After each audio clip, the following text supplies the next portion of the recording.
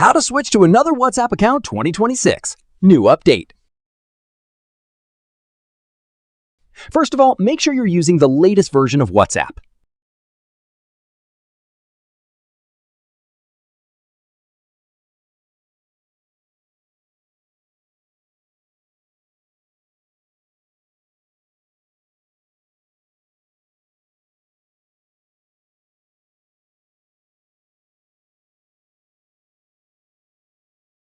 Then go to your WhatsApp application.